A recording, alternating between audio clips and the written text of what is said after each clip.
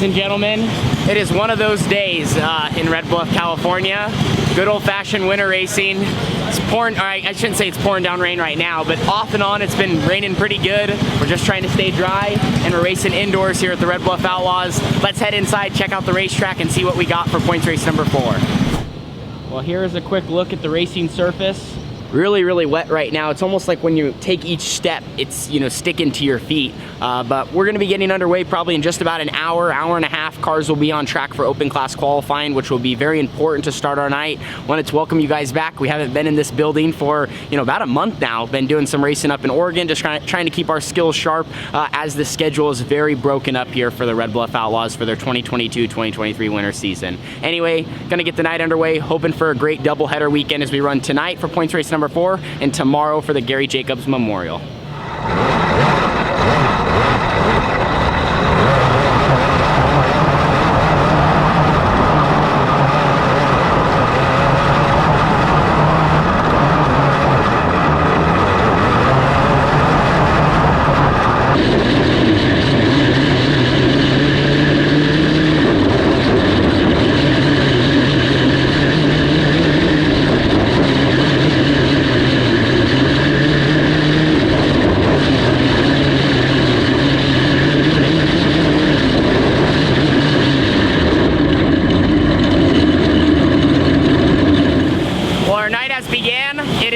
Still raining off and on, but we ended up qualifying 5th quick out of 33 opens tonight.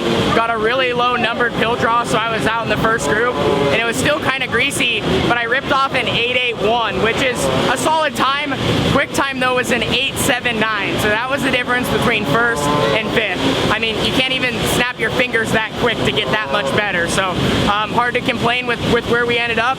Car has a lot of speed. Feel like we're right where we need to be, and now we should be rolling off from the 2nd row in a heat race, and they're going to be taking the top 2 to the feature later tonight.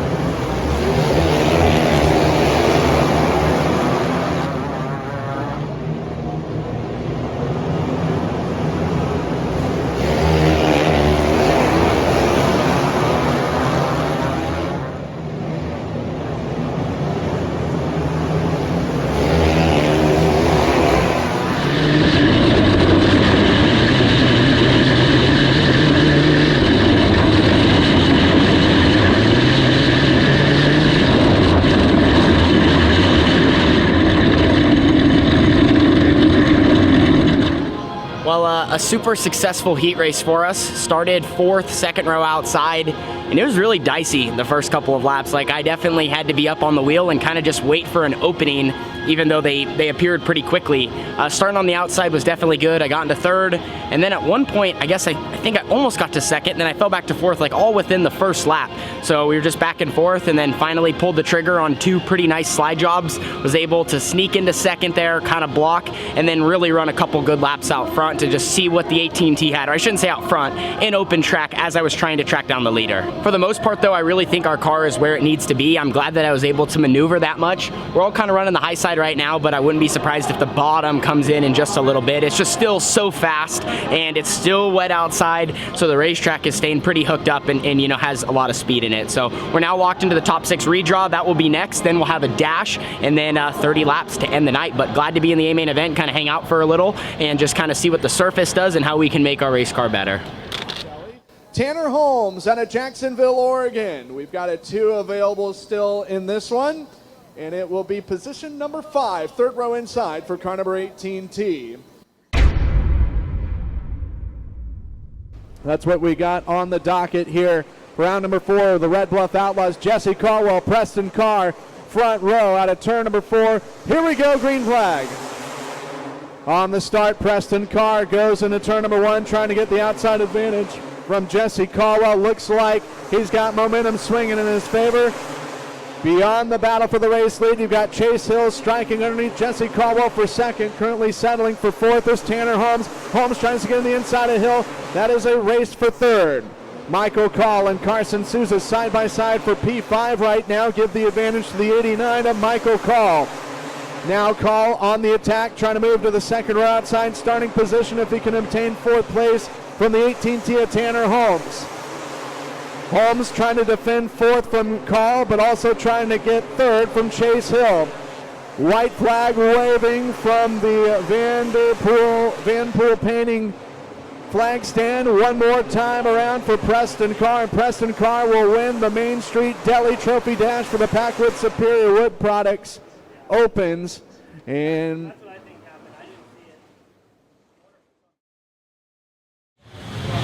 well, ended up making a little bit of ground there in that dash. Pulled the 5, which out of everything I could have pulled, man, that was not what I was hoping for. But started 5th, quickly got into 4th, battled for 3rd. Car's really good. Kind of felt like I could have pushed it even more there in the dash, but you gotta be careful because you can gain spots, but you can also lose them. So got into 4th and then got 3rd on the last lap. That's gonna put us starting second row inside for this upcoming feature. And I think we're gonna be really good. Got 30 laps to try to go from the second row to the front row and get out front. My car works the bottom really well, and right now both lanes are kind of in. The top's definitely a little bit quicker, but I think as you're around other guys, you're just gonna have to be able to do what you gotta do. And with such a good starting position up front, we mainly just want to try to hang out up there and stay there and take advantage of any opportunity to move forward. It's probably gonna be mayhem, especially with the track being a little faster than normal. It's not even slicking it off. All this rain and the wetness and everything is just stuck in the racetrack, and it really just hasn't got a chance to slow down all night long. So we're gonna strap in, ready, feel like we got our car about where it needs to be, maybe make a couple small adjustments. Need to be better up top. I only got up there a little bit, but I definitely need to free it up just to get into the corner and make more corner speed all around. So see what we can do. Happy with where we're at, and we will try to tackle the Red Bluff Outlaws tonight for points race number 4.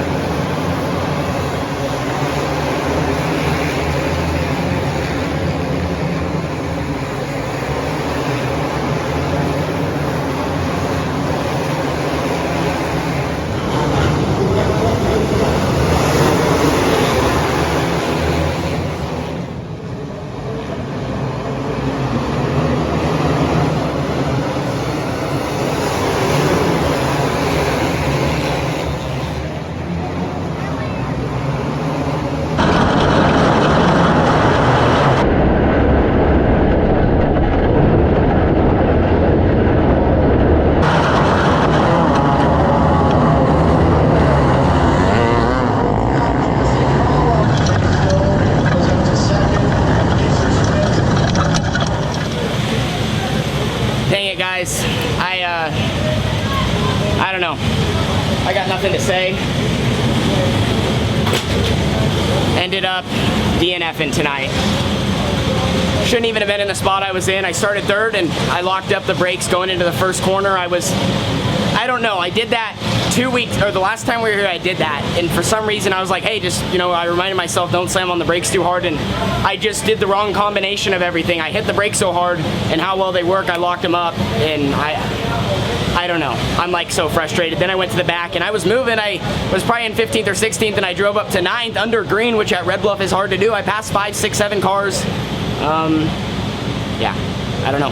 And then I was up to probably 6th again and I was like just trying to keep my head on cool and get back towards the top 5, and they wrecked and I tried to go low and it looked like they were going high and then they came down. So I don't know, is what it is.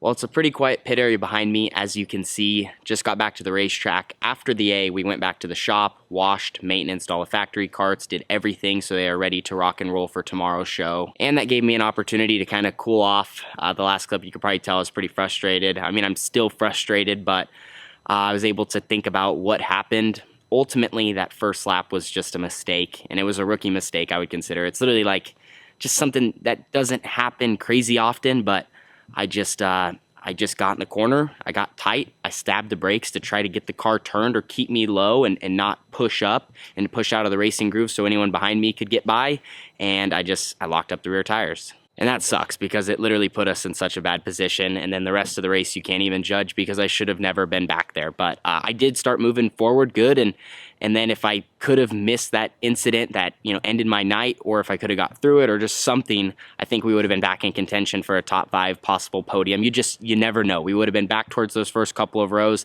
and with the speed we had, I think, you know, we could have pulled something off. But at the end of the day, that did not happen. So all we can do is pull a tear off, regroup, be back tomorrow.